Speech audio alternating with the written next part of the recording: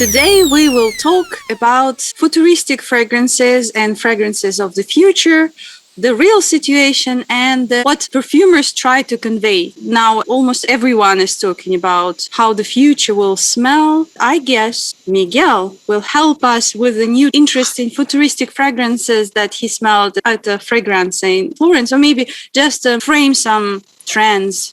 And I would like to introduce everyone, Miguel, John, Adam. Hi.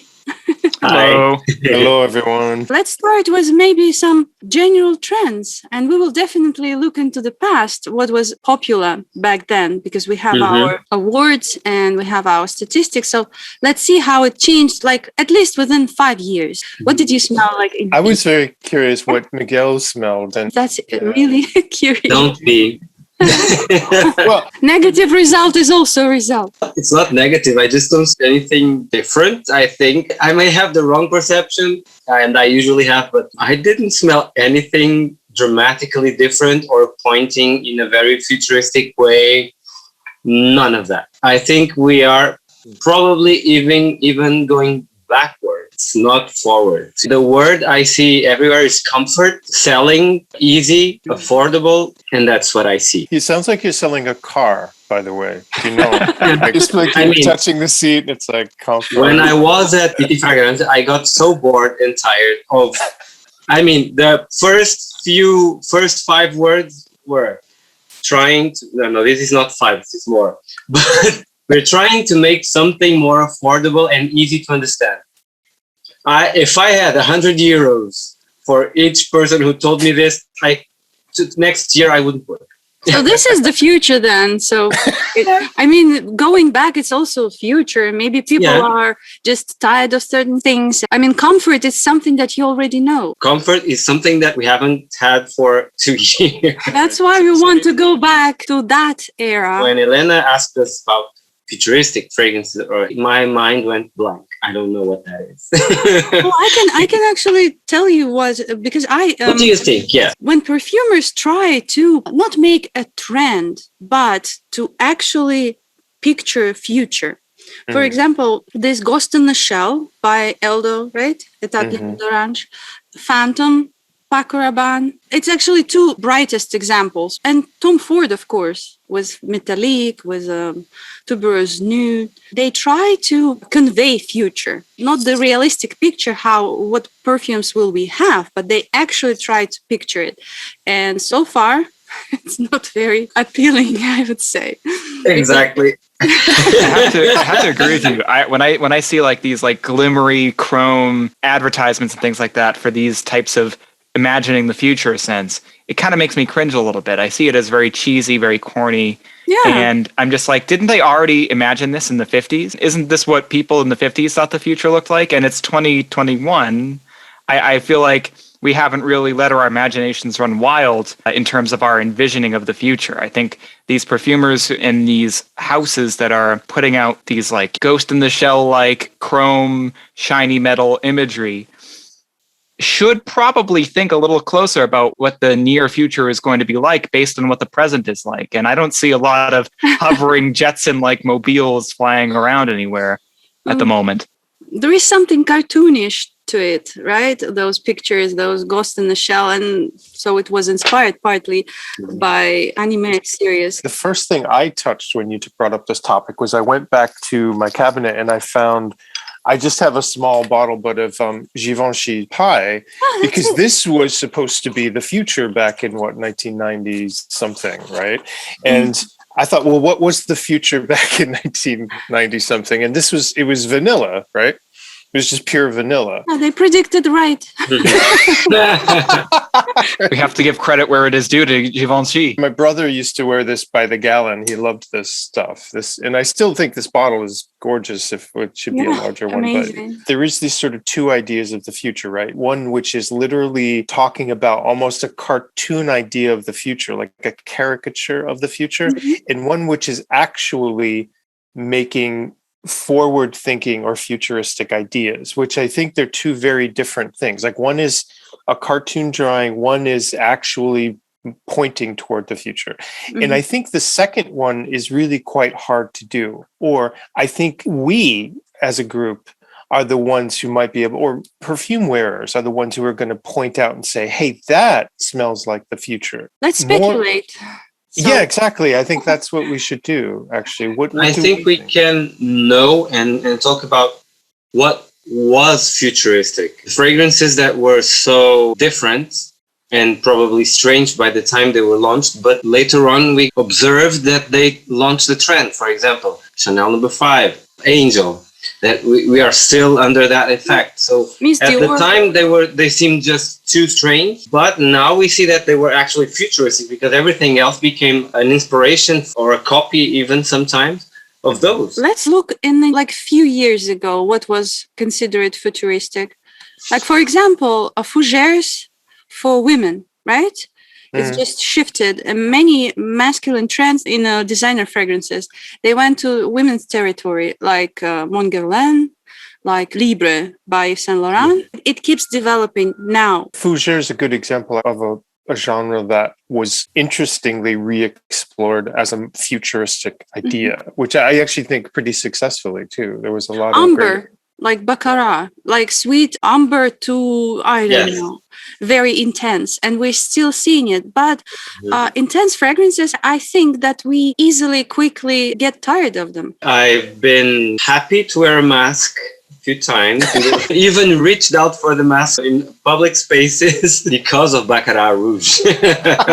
That's one thing that the mask is good for. Oh no, is there a conspiracy here between Baccarat Rouge and no, I'm not Now that's interesting though, because we were just talking about some of these overwhelming fragrances. I had a theory that many of us were home and we couldn't leave. Perfume did become pretty overwhelming. Like I wasn't wearing as much perfume, and I actually found if I sprayed too much, I was like, why am I wearing all this? Because I'm just smelling myself. I do think the future may be more linear or simpler fragrances. But having said that, it got me to thinking, well, what were some sort of precursors or earlier linear, simple fragrances that were sort of considered futuristic? And one thing that came to mind, which everyone talks about, of course, was like something like CK1, you know, which was just that such a clean, clear citrus. You kind of see this kind of non-sweet perfumes, like, for example, new introductions by Frappan. It's Checkmate, Ex Nihilo, the latest one. Hedonist, Paris, Edinburgh, King by Dolce & Gabbana. So this kind of cypress, juniper, fresh, kind of airy smells. I don't know if this trend is viable at all. There is nothing sweet, nothing warm. It can last, but I don't think that it has a huge potential unless they will make it a little bit more interesting, intimate, something like that. Human. Yes. Because the way I see it, that's the thing we still miss the most because we've been deprived of human contact for such a long time. That's what we want to have. Physical contact, human contact, just humanity, glimpses of humanity, seeing the smile on someone's face. So how come the next perfumes would be cold, computerized, or anything like that? I think we want humanity back. So it means warmth, it means some joyful subject, flowers, and also the smell of us, warmth. I'm a big fan of looking into the future based on what's happening right now, because for the most part, things that humans do and create change very slowly over time, with some notable exceptions. And I would say that looking at what we've been talking about now, the effects of the pandemic and what humans are, missing, let's also look at things that we haven't deprived ourselves of. I think people have been buying more, especially buying online, but buying more in general during the pandemic. We have had a lot of product and supply shortages, and part of the reason for that is because people bought a lot of things during quarantine. We also became poorer. So we have to be choosy about things. And also we can't aim for super expensive things now. Well, so given that, I was wondering maybe if you think that there would be a future trend of the return of bundled fragrances and fragrance kits, fragrance bundles, if you will, with different products or different, like a set of 3 fragrances in and of itself. I could see that being a thing as long as the price point is right. That was happening a lot in like the late 90s. You think to choose yourself, to have something to mix and match? Maybe something to mix and match, or if it's just something as simple as the same fragrance, but here's an eau de parfum, in a small vial. Here's body lotion in a little tub, and here's like a hairspray or a soap. It connotes value as well, too, right? Right. You know? What is annoying about futuristic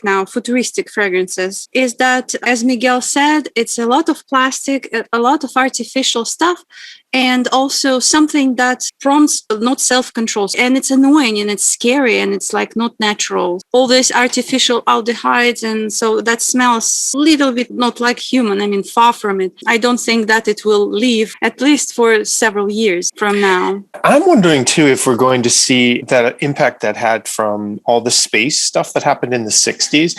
I'm wondering if, because we've seen people traveling into space again pretty frequently, like, you know, Bezos and Musk and those folks. I know for certain that somebody's going to take like a moon rock and they're going to tincture the moon rock. You know it. I know you're laughing, but you know this is going to happen, and it's going to be like moon perfume, and they're going to sell it for a lot of money. But I know this is going to be happening soon. They have to wrap it into something positive, because so far it's not like in the 60s we were all over like, yes. We're conquering the space. Yes, now it's connected to something that is not that comfortable. Correct. Yes, that's it. That's why I wonder how they would spin that. But I could see somebody doing it, because now it's become quite elitist. Like, if you have enough money, you can go to space, or, you know, it's become a slightly structured thing like that. You know, some people like that. There's got to be somebody on Instagram that says, I got my space perfume. Did you get yours? But there is a brand, Ramon Bihar? The guy has pieces of crystals, but I think there's asteroids or pieces of something from outer space. But also, Zerjov had this edition. I have one bottle. I think it was Cruz del Sur. It had, not inside the bottle, but inside the box, there's a little pouch with two pieces of something that fell on Earth, like an asteroid, or I don't know the name. But it's numbered, so it's here already. But it seems like it didn't quite take off like a rocket, so maybe... But it's more ideas, it's not actual smells. So we're talking about associations, ideas, and something outside of us. I would say that something that I can see continuing, that's just starting now to become very popular, but I think will be popular for a while now, will probably be like this hyper focusing on specific plants, and like this messaging around them being kind of scientific, like a perfume is studying a specific type of material or plant. And that can go for in the natural world versus the synthetic. We already have a whole fragrance line dedicated to aroma chemicals. Science is not the very positive word for many right at the moment, because it's just so lost.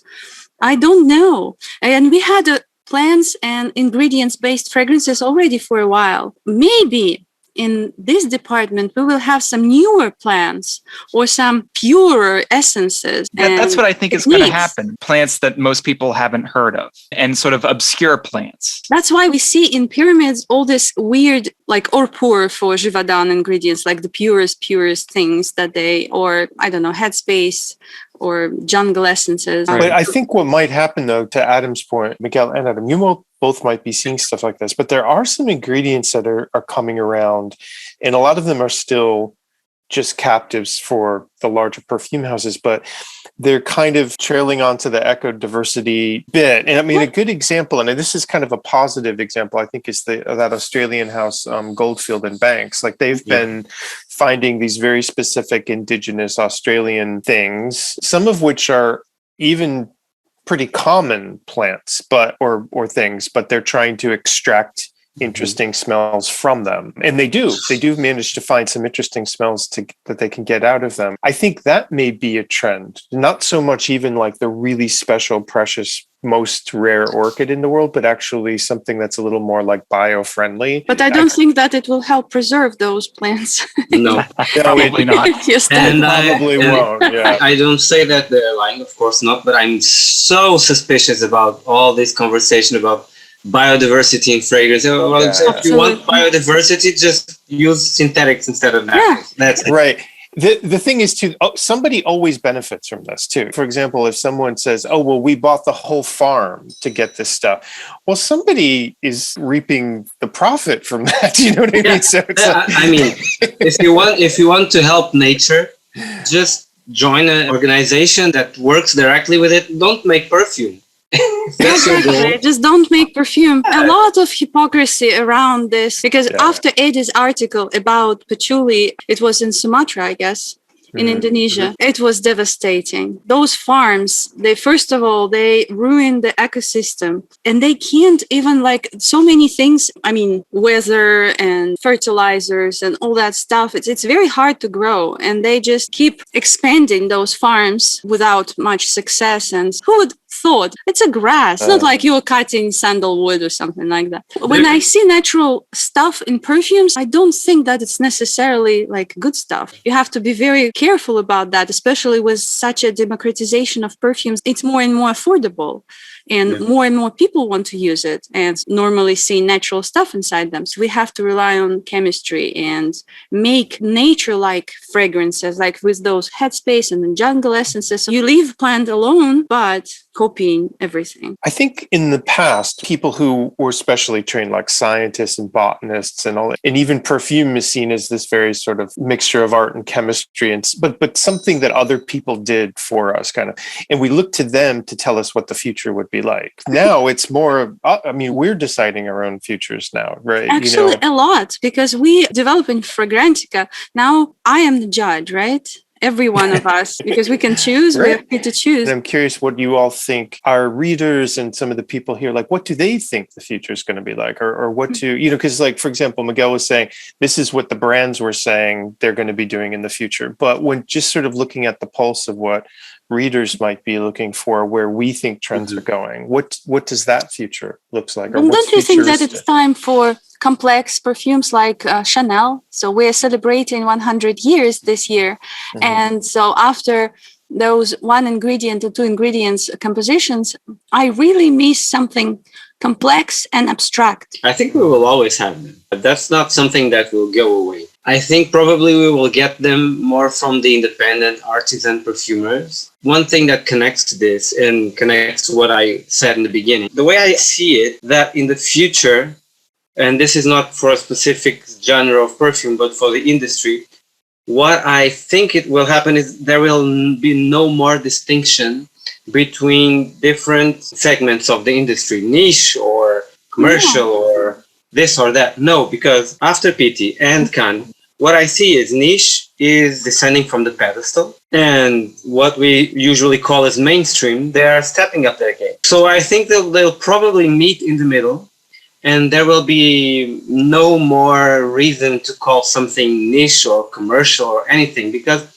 I see commercial in so many niche houses. I see niche quality in so many mainstream houses, and all of them now, they want to sell.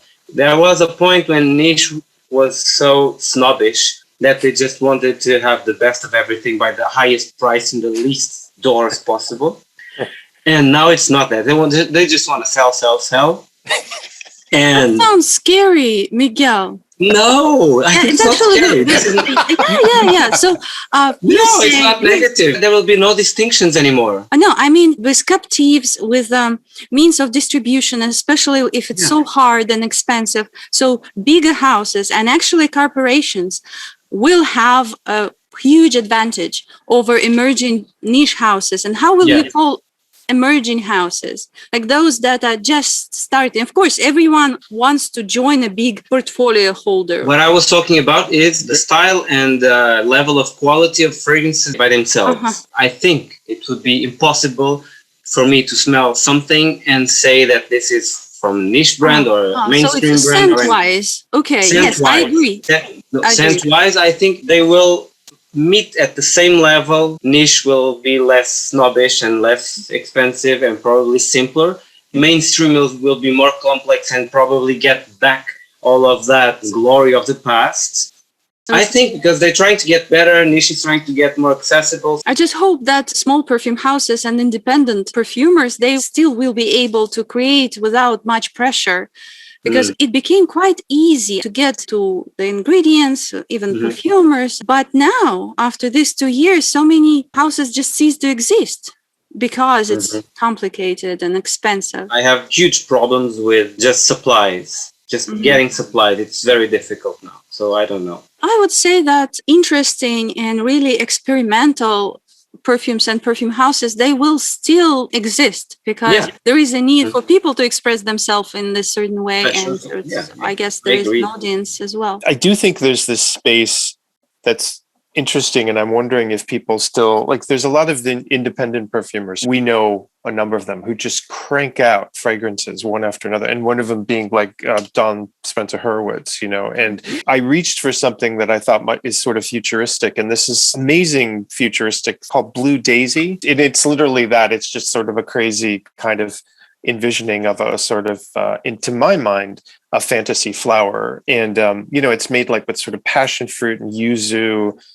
And it doesn't smell like... Is it like hallucination? Something psychedelic? It's sort of psychedelic, but it's just a wonderful idea of like sort of treating what would a flower be like if it was primarily a citrus. But there's all kinds of crazy stuff in here. You offered such a good idea because we see it in movies, play with our minds. What if, like visions. kind of a what if idea? It's from a person. So everything that coming from individual person, I think it's more interesting. Just it's more unique. Right. And you can relate to it like, okay, it's me who sees it and feels it, not something like plastic or whatever that I'm going to leave. She has just chosen to not be so focused on these big monumental releases, 1 or 2 a year, but to just keep experimenting and putting them out there into the public and see what happens. And in a way that kind of frees up having to, like the larger perfume houses they bank so much money on 1 release or 2 releases or maybe 3 per year that will really do but well they're for them. Interesting, actually. These 2 years, last 3 years, for example, Montguerlain, I think it's a very good perfume, very like French-like. And I hope that the likes of Delina fragrances and this kind of super popular and even Next Nihilo that I think are not human, too perfect. I don't like these trends. And I hope that something like Libre, Yves Saint Laurent, and Montguerlain will appear more, like this kind of trend that is really complex, interesting, abstract, not based on only somehow attachment to sweet stuff or just amber and too warm. Overdoses are interesting, but I hope that they will not rule in the future. You keep on using the word abstract, and I think that that's probably a good indication of the future, I would say. I think we're probably getting away a little bit from the typical French top, middle, base evolution. And perfumers are slowly starting to figure out different ways to make a perfume sort of advance on the skin, keeping it complex, keeping it like, I wonder what's going to happen next, but without this like very typical citrus on top, florals and spices in the mid, and then woods and resins in the base. I think we're definitely moving away from that kind of structure. From that already, because I remember provincial subjects were so popular when we just started to go to Sansa, Fragrantica. It was just all French lavanda, and so all this, rustic fragrances kind of subject. But so far, this abstraction, like in this, it's just a mess. So they have to kind of decide the direction or impression or something.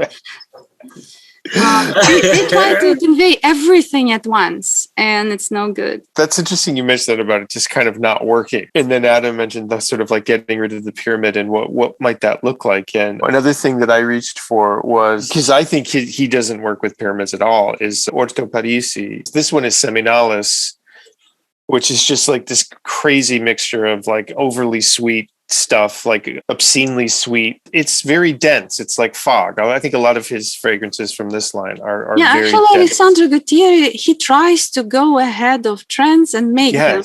It's interesting to follow his brand. Yeah, I think that all of his work has always been, like you said, he's trying to, I don't even Black know. Afghano, for example. It's not actually more about the fragrance itself, but the mystery and the idea of forbidden. Totally. And this one, God, it's almost unwear. I remember distinctly wearing this once on a weekend I used to belong to a research group, and we met, and we were in a kind of a tight, small room, and this is the only time people actually asked me if I could possibly wash a bit of it off, because it was it's so dense and I actually I protested a bit. Welcome to my world.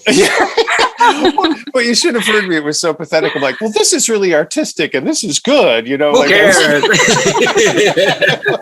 Impossibly good. I know, right? But I wonder if in a way, you know, he's laughing a bit, not at us, but he's laughing a little, saying like, haha, you know, I made something that's almost too difficult to wear, you know, which I think is part of his idea sometimes. Have you smelled Fantomas? It's by his I wrote other a review of brand, Fantomas. Nasomato. Yeah. What do you say about that? That was interesting. That was another like overload of sweetness, just masked up by a lot of other foggier, earthier tones, almost metallic at some points too.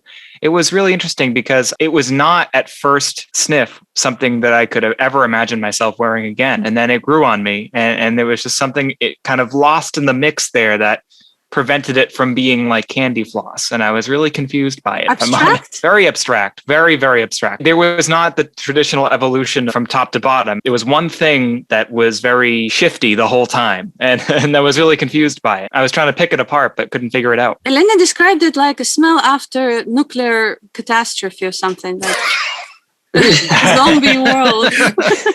That's a very good analogy, I'd say.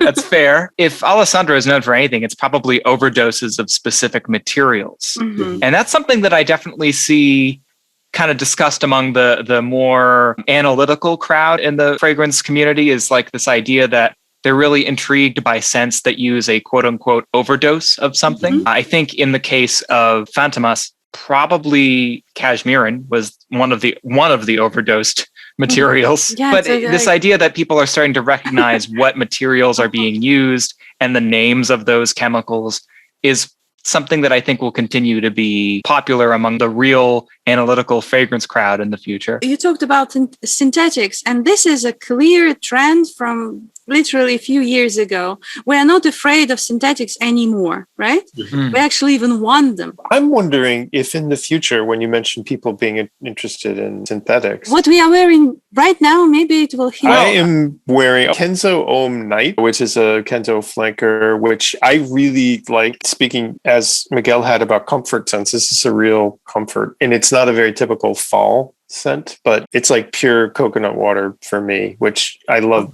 the smell of that. It's gorgeous. It's very green, but also milky. Not that fruity, I guess. Very gently fruity, but gently milky, but just super, super comforting. I wore it today because I knew we would be having this conversation and I wanted to make a point about it. But it's called Hammersmith Tea and Biscuits from 4160 Tuesdays. This is just a mini 15 ml bottle here. I will say the connection that I wanted to make to it in our discussion today is that I think the idea of perfumers, especially in the indie world, but I think it's slowly starting to seep into other territories as well. This habit of perfumers responding to current events is really interesting to me.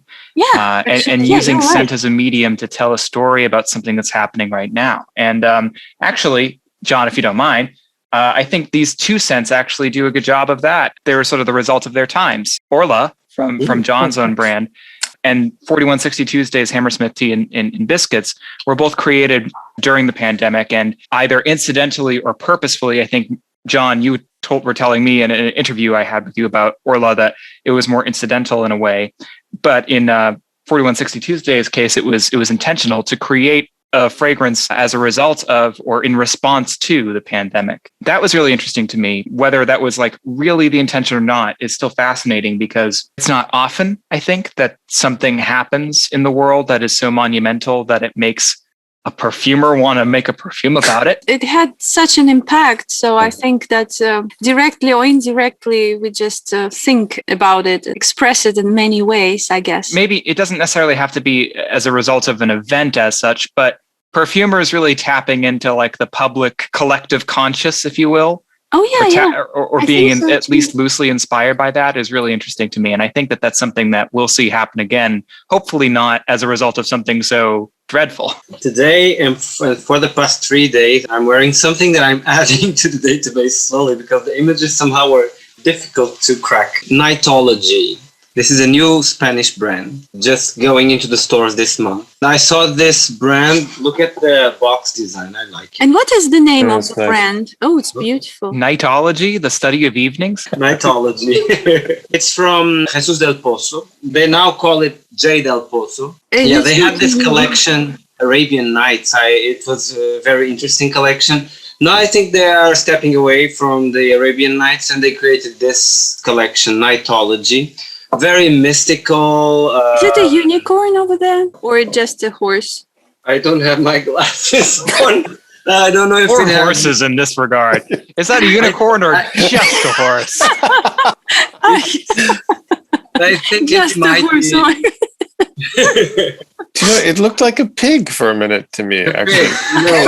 No. So it's a creature. Now, is it a horse. hog or just a pig? I don't know, but I think it has two horns, not just one. So it might not be a unicorn. But I mean, I come from a place with a big tradition in horses, and I don't remember any of them having horns. But okay, they are 5 fragrances, and they are all very mystical. They allude to nighttime mysteries and all of that. You will see in the next few days on Fragrantica. Visuals are interesting. I liked everything about the brand, and especially this one, Suede Breeze. It was one of those things that I immediately fell to my knees on the at Cannes in the exhibition. For me, it's like that juxtaposition of very bright citrus with animalic notes such as leather and suede, in the same style, I would say, as Jiki or Mouchoir de Monsieur, but modernized with lots of molecules instead of naturals. I loved it because the contrast of clean and dirty, if it's very, very well balanced, it's so bewitching for me. I think it's amazing because in the beginning, you have a lot of freshness, and then with time, a certain sensuality starts to develop and to emerge from the citrus note. Really, really, really interesting and very easy to wear. It's not overwhelming. It's very soft, in fact, despite what I've just said and despite being suede, but it's a perfect fragrance for me. You said a very interesting thing, like vintage modernized, right? The classical theme modernized. That's what I actually need. And I hope that it will be a trend. At least I see several. And I actually mix in Divine, the first fragrance by them that I really like. And it's a little bit too vintage for me sometimes. So I'm mixing it with Armani Rose Alexandrie. And together they have that effect that you mentioned, vintage modernized. So I hope this will be a big trend. At least I see it. By the way, guys, you are perfumers. You create the future as well. So I would like to see and to hear what are your plans. I mean, something you can't disclose, but at least what is interesting for you? Like what direction you are looking? I'm looking back. In my own collection, I'm only working in one project right now, and it's in collaboration with a very important name in Portugal in the fashion industry, a person that I would never even think to consider as a friend. But now with the collaboration that we've been developing, we've been nurturing a friendship. Just a dream for me just to collaborate with that person. The fragrance is not vintage, but it talks about 40-something years of tradition in fashion design in Portugal. It's again something like perfume, a complex thing. It's in between vintage and modern. It's right in the middle. It's not futuristic in terms of spaceships and steel and plastic, no.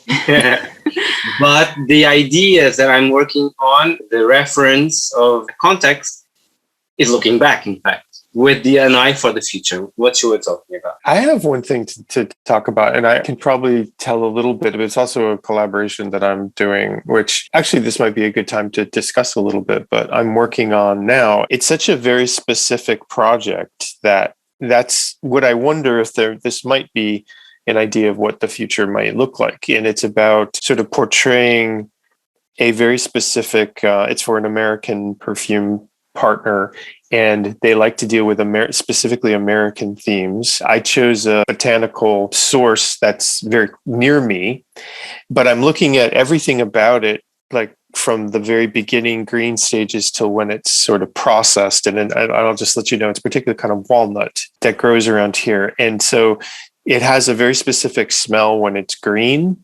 and it hasn't quite ripened, and then it like has when you process it and then it ages and then you crack it open and you eat it, like it has all these specific smells to it. But on top of that, it's kind of a rare item because it's very hard to break open the nuts inside them.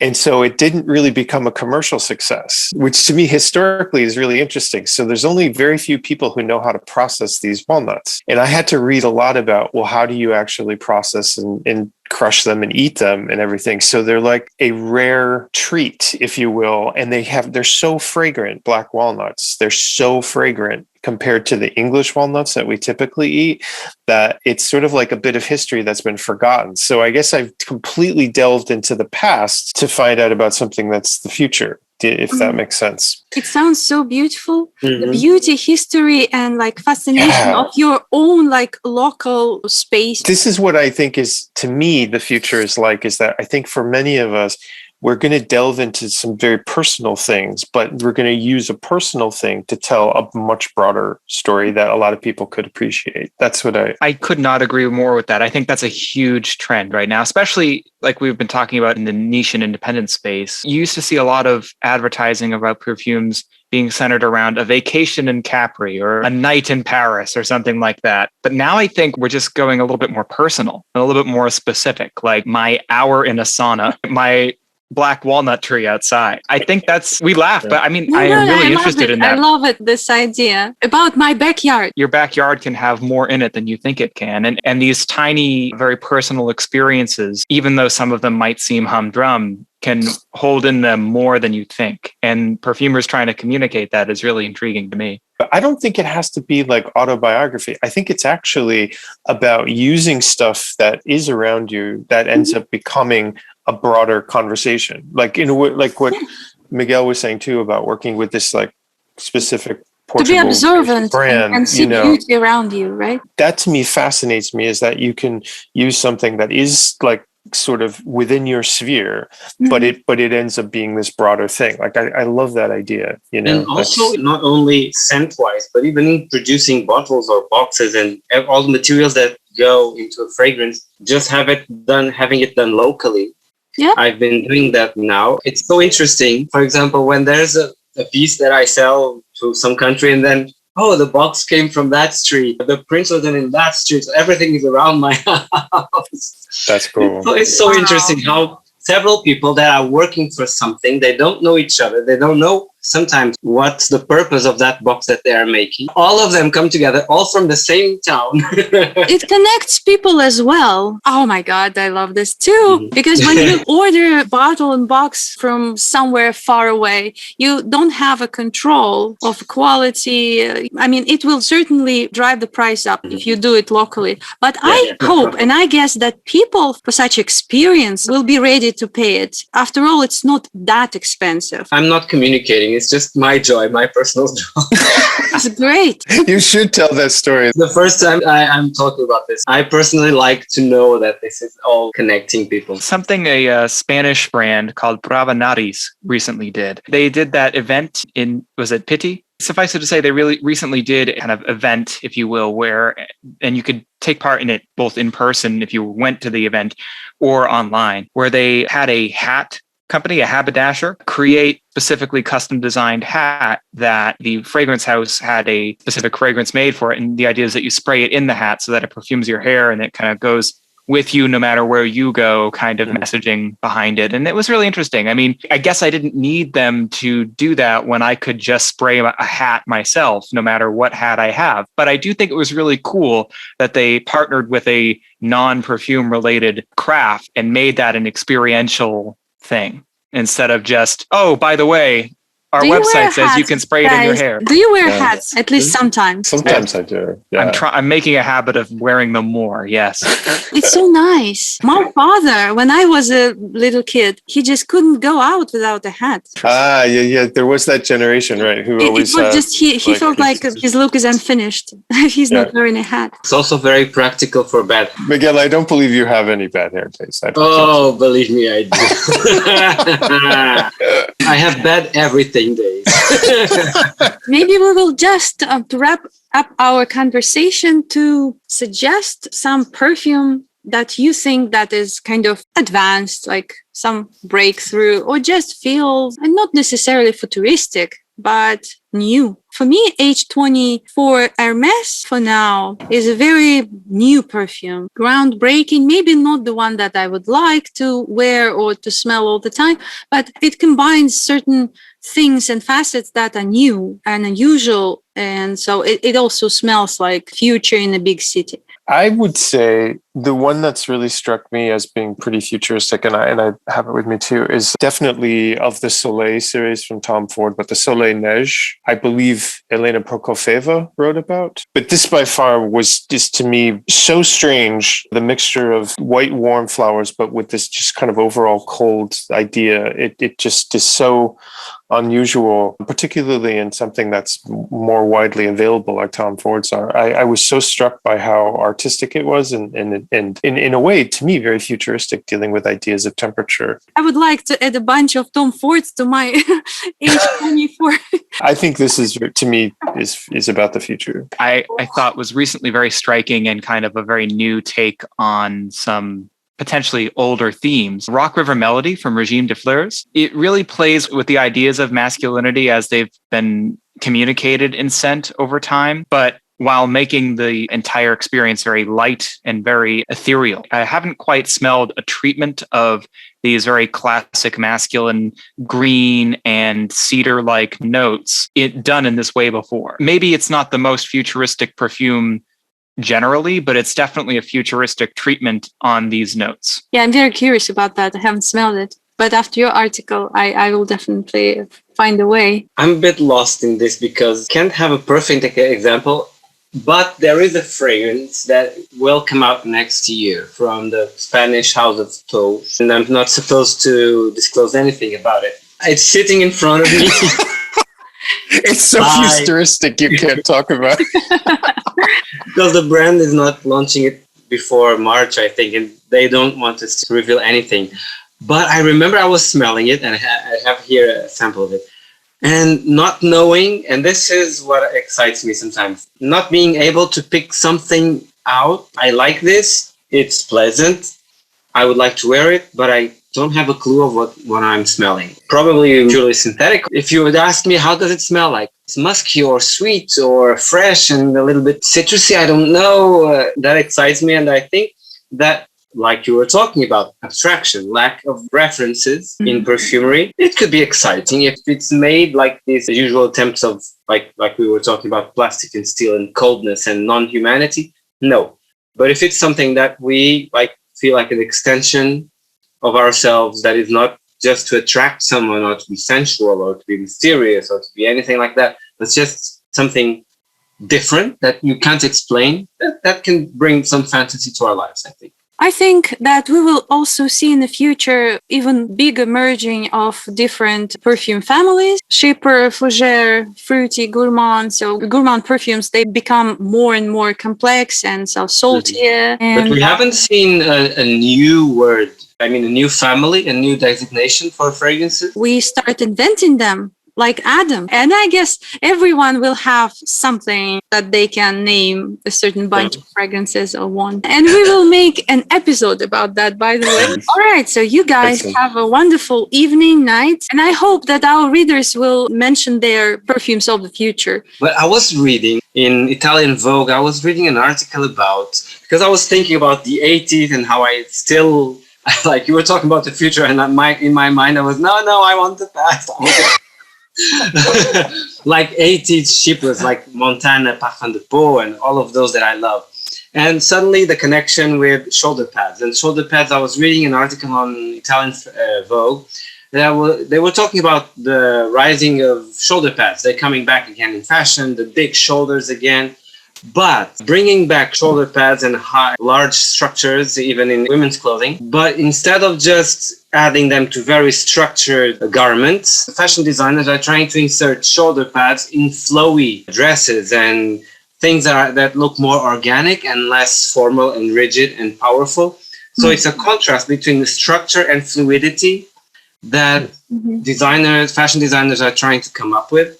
And that can be an idea for a fragrance, accentuating structure and making it bold, but still with a lot of gentleness and fluidity and softness to it. I like this idea in fragrances more than in fashion. Yeah.